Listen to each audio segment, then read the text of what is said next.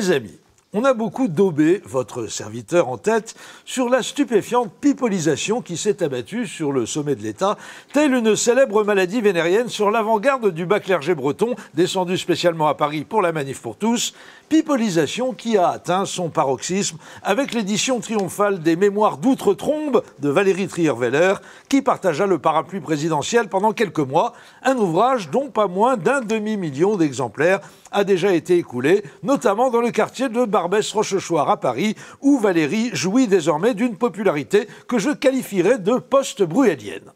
On pensait avoir touché le fond quelques mois auparavant avec la publication par Closer des images hallucinantes de François Hollande réussissant son ultime synthèse, celle entre DSK et les Daft Punk, sous nos yeux exorbités de citoyens paparazzifiés à jamais. Mais non, grâce à Valérie Trierweiler et sa description du futur chef de l'État la conduisant vers l'extase au volant d'une voiture de location cette fois, en chantant du Dalida et en dansant le sertaki, on avait encore atteint un degré supérieur dans la franche rigolade, aux dépens d'un exécutif de moins en moins surplombant, comme dirait Régis Debray, l'écrivain préféré des ch'tis à Mykonos, et de plus en plus télé-déréalisé, comme dirait Boris Cyrulnik, juste avant de plonger dans la piscine de Taquiedine pour aider Jean-François Copé à remonter à la surface. Mais bon, on pouvait toujours se consoler de la descente aux enfers de la gauche de gouvernement dans les tréfonds du 36e dessous de degré zéro de la politique spectacle, en se disant qu'au moins à droite, ils conservaient une certaine dignité dans l'exercice de leur interminable agonie à eux. Avec toutefois un mérite limité, tant il est vrai qu'il est plus facile de faire preuve de retenue quand on est cliniquement quasiment mort. Eh ben non, même pas. J'ai compris qu'eux aussi avaient définitivement sombré à la lecture de ce papier du Monde de samedi dernier, intitulé « La guerre des droites s'invite à la table des Chirac ».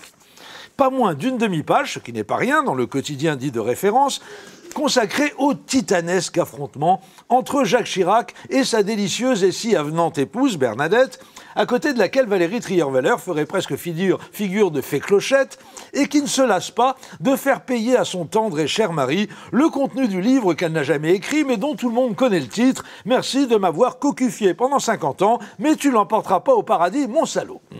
Cet édifiant article nous raconte que Bernadette, dont l'amour pour Sarkozy est à la mesure de la détestation que lui voue son mari, a ouvert les hostilités le 28 septembre dernier en déclarant ceci: « Juppé, qu'est-ce que Juppé a à voir avec Nicolas Sarkozy? Il est très très froid, il n'attire pas les gens, les amis, les électeurs éventuels. » En entendant ça, le sang de Claude Chirac, leur fille, qui fait office de garde du corps de son père, avec pour mission essentielle d'empêcher Bernadette d'achever son Jacques en versant de la Borora dans la sauce gribiche de sa tête de veau, le sang de Claude, donc, ne fait qu'un tour. Piqûre d'adrénaline au vieux, convocation d'un journaliste du Figaro, et boum, qu'entend-on le lendemain matin dans les revues de presse?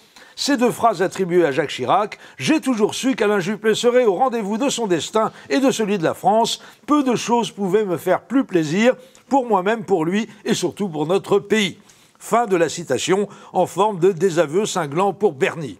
Et pan, prends ça dans les ratiches, vieille bique nanophile, laquelle ne s'en laisse pas compter et ne lâche pas l'affaire, bien au contraire. Le 2 octobre, elle en remet une couche au micro de PPDA sur Radio Classique. Mon mari m'a reproché d'avoir dit je ne sais quoi. Eh ben c'est la vérité. Parce que vous le trouvez chaud, vous Juppé, enfin chaleureux, c'est quand même quelqu'un d'intimidant. En plus, il ne regarde pas ses interlocuteurs dans les yeux quand il serre la main. Et après que PPDA lui ait rappelé que son Nicolas adoré a trahi son mari pour Balladur en 95, Bernie de couper court en balançant « Balladur, je sais même plus qui c'est ».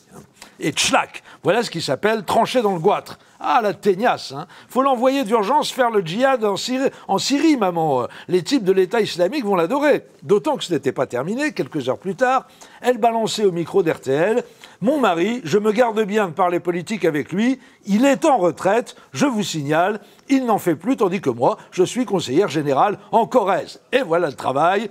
Non, non, non, ce n'est pas du tout de l'euthanasie, c'est du soin palliatif accéléré. C'est ça, le vrai amour conjugal, quand on met tout en œuvre pour abréger les souffrances de l'autre. Allez papy, il faut décéder maintenant, hein, vous fatiguez tout le monde. Et vous savez qui a été la seule personnalité de la scène politique actuelle à oser porter secours à ce pauvre Chirac? Nabila, la nouvelle star de la télé-réalité, qui s'est exclamée sur l'antenne de D8 et de toute la puissance de ses valeureux poumons, qui est considérable. « Cher président, je vous aime très fort, j'aimerais vraiment vous rencontrer, et désolé pour votre meuf, mais vous, je vous kiffe. » Et voilà. En 2007 et 2012, à droite, l'élection s'était jouée entre Mireille Mathieu et Didier Barbelivien. En 2017, c'est Nabila qui fera la différence. Allez, à lundi prochain les amis, et comme dirait Nabila justement, cœur, cœur, cœur. Je vous jure, c'est comme ça qu'elle dit à ses copines, Nabila, cœur, cœur, cœur. Putain, on est mal barré, hein.